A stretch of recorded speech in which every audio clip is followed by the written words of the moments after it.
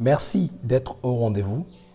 Bien, avant toute vidéo, je voudrais préciser que je ne suis pas un donneur de leçons, je ne suis pas un enseignant ni un savant et loin de là un prophète, mais je m'incarne juste dans la peau d'un solupreneur, c'est-à-dire un entrepreneur de solutions, à travers mes engagements en tant que chercheur indépendant, coach de vie et créateur d'images pour proposer des solutions à travers la prise de conscience. Comme nous l'avions découvert la dernière fois, si l'information est un message ou un code qui vient d'un esprit ou qui relève du domaine de l'esprit pour venir former un esprit et donner forme à quelque chose, et qu'on forme ou donne forme à quelqu'un ou à quelque chose pour répondre à un besoin ou à une difficulté, cela voudrait dire que l'ère de l'information dans laquelle nous retrouvons même présentement vient annoncer indirectement des situations difficiles, pour ne pas dire des expériences qui vont devenir de plus en plus difficiles et pour lesquelles cette ère d'information elle-même cherche à nous former. Et donc, cela sous-entend que les informations dont nous allons nous former aujourd'hui vont déterminer ou vont définir notre résistance demain. Mais attention, toutes les informations ne peuvent pas nous donner les capacités de pouvoir résister et triompher de toutes les difficultés. Oui. Pourquoi? Parce que les informations proviennent des esprits. Vous comprenez, pour venir former un esprit, pour répondre à une difficulté ou à un besoin. Or, les esprits dont proviennent les informations n'ont pas, eux tous, les mêmes objectifs ou les mêmes buts. Donc, ils n'ont pas les mêmes capacités. Et cela voudrait dire qu'il y a des esprits qui ne vont pas venir vous fortifier. Ils ne vont pas venir vous renforcer. Mais ils vont venir plutôt vous déstabiliser. Ils vont venir vous décourager. Vous comprenez?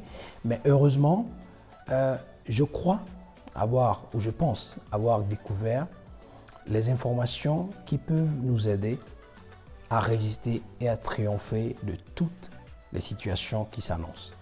Et ces informations, je les appelle les informations justes. Que sont les informations justes?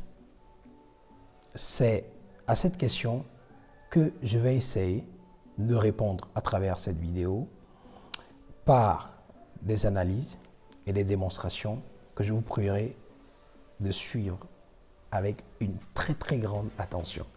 J'espère que vous êtes scotché parce que nous allons démarrer. Et je vous assure, si vous êtes une personne qui n'aimait pas trop cogiter ou qui vous stressez très rapidement ou qui vous ennuie très rapidement, je ne vous conseille pas la suite de cette vidéo parce que elle demande beaucoup de concentration et au même moment assez d'attention et de réflexion. Bien, pour commencer, nous allons essayer de redéfinir l'information selon ces trois dimensions. D'accord? Bien, l'information est un message ou un code. Un code pour les designers web. L'information est un message ou un code, généralement, qui vient d'un esprit, d'accord, pour former un esprit et donner forme à quelque chose. Donc, vient d'un esprit, former un esprit et donner forme à quelque chose. Et puisque nous parlons d'information, nous parlons de quelque chose qui n'a pas de forme, c'est-à-dire qu'on ne peut pas voir. Donc, nous parlons des esprits, ou nous parlons de la spiritualité quand nous parlons des informations. Mais tout de suite, bon, pour certains, vous allez vous poser la question de savoir, mais quel est le rapport avec l'homme qui est physique? Bien, le rapport entre les informations qui sont des choses qui n'ont pas de forme, c'est-à-dire qu'on ne peut pas voir, qui sont spirituelles, et l'humain, l'homme, c'est-à-dire qui est physique, me pousse à vous démontrer que l'homme ou l'humain, en réalité, est un esprit. Parce que beaucoup de personnes, en tout cas pour beaucoup d'entre nous, on nous a appris à l'école, etc., à l'église et consorts, que voyez l'humain est composé de corps, d'esprit et d'âme et consorts. Mais en réalité, la nature originale de l'humain, c'est que c'est un esprit. Je vous explique. On prend d'abord la définition du mot humain lui-même. Nous allons essayer de renvoyer le mot humain en anglais, human, parce que dans certaines langues, les choses sont plus facilement compréhensibles. Et quand on prend human, qui veut dire humain, hein, en français, il est composé de humus et de men. Humus, c'est l'humus, qui veut dire sable, qui veut dire matière, hein, quelque chose qui a une limite. Et de men, le men, ça veut dire être spirituel. Et donc, l'humain est un être spirituel, en fait, dans de la matière. Vous comprenez? C'est un être spirituel dans de la matière. Et c'est clair que l'âme, c'est le niveau d'expression, c'est-à-dire c'est la pensée, c'est la volonté de cet esprit-là, en fait. Donc, on laisse d'abord l'âme de côté, d'accord? Mais l'humain, hein, c'est un être spirituel dans de la matière. La deuxième démonstration, je suis Amal Thiro, mais on m'appelle communément Amal tout court. Et beaucoup de personnes connaissent déjà ces expériences parce que j'en fais avec eux lors des entretiens ou entrevues. La deuxième démonstration, bien, si vous me demandez de vous montrer Amal, je vais vous montrer ceci. Alors que ici, c'est la poitrine. Où je vais vous montrer mes membres, etc. Ce n'est pas Amal. Vous voyez, ce sont les membres. On les appelle les membres. On appelle le bras, vous voyez, la poitrine, le ventre et consorts. D'accord? Amal lui-même, il est à l'intérieur. Vous voyez, il est intouchable. On ne peut pas le voir. Vous comprenez? La troisième démonstration, si vous fermez vos sens, en commençant par exemple par votre bouche, par exemple, vous serez toujours capable de parler ou de vous exprimer. De même que pour le nez, si vous arrêtez la respiration, vous serez capable toujours de vous exprimer. Et pour tous les sens, c'est pareil. Posez-vous la question de savoir qui est cette personne-là, vous comprenez, qui malgré que tous les sens se sont fait stopper, par exemple, continue de s'exprimer. C'est lui Amal. Amal, il est à l'intérieur. Vous comprenez? Ces trois démonstrations nous prouvent que l'humain est un être spirituel. Et donc, nous allons classer maintenant l'homme dans les trois dimensions de l'information. D'accord? L'information vient d'un esprit pour former un esprit et donner forme à un esprit ou à quelque chose. Et l'humain, la place de l'humain est dans la deuxième dimension. Donc, l'humain reçoit les informations des esprits, vous comprenez, pour former son men, qui est l'être spirituel lui-même, et donner forme à quelque chose pour répondre à un besoin ou à une difficulté. Vous comprenez un peu? Si l'homme, l'humain, est classé dans la deuxième dimension de la définition de l'information, cela veut dire que c'est lui qui prend des informations des esprits, vous comprenez, pour se former et donner forme à quelque chose pour répondre à un besoin ou à une difficulté. Vous suivez un peu? Bien, dans ce cas, la question qu'on commence par se poser tout de suite, c'est de savoir de qui l'humain, vous comprenez, cet être spirituel dans de la matière, reçoit-il des informations ou doit-il recevoir des informations pour se former et pour donner forme à quelque chose pour répondre à un besoin, ou à une difficulté. De qui? Donc ce questionnement me pousse dans la seconde phase de mes grandes analyses ou démonstrations pour vous montrer que nous les humains, nous sommes en mission. Nous avons été envoyés sur Terre par quelqu'un pour un objectif, pour un but. Vous comprenez?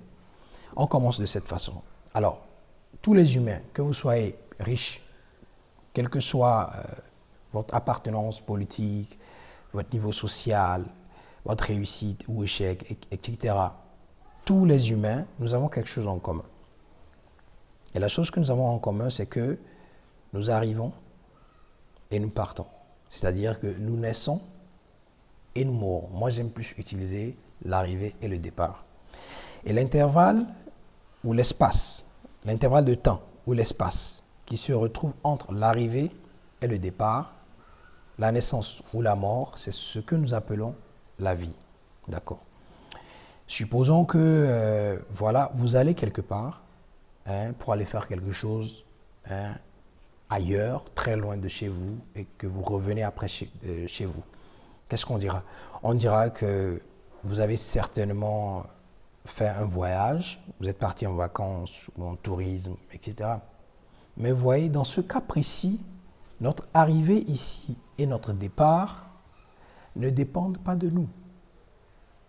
Et vous voyez, quand vous allez quelque part et que votre aller à cet endroit ne dépend pas de vous et votre départ de cet endroit ne dépend pas de vous, cela voudrait dire que vous êtes en mission.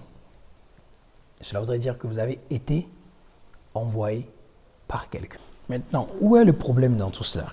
Le problème dans tout cela, c'est que, vous voyez, nous tous, lorsqu'on nous envoie en mission, et à un moment donné, lorsque nous pensons que la situation change, nous avons souvent envie d'utiliser nos propres capacités ou notre propre intelligence pour trouver des solutions.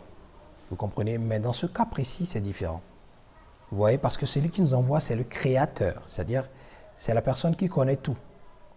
Donc cela veut dire qu'il connaît tous les coins et recoins, il connaît les problèmes en détail.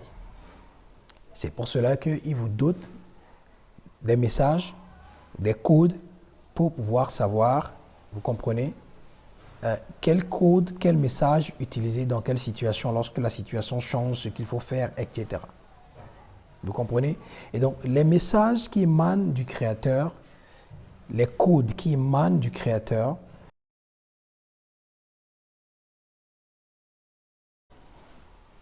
et les informations que nous-mêmes, vous comprenez, nous pouvons, ou les codes que nous-mêmes nous pouvons développer pour faire face aux difficultés surprises lorsque nous sommes en mission.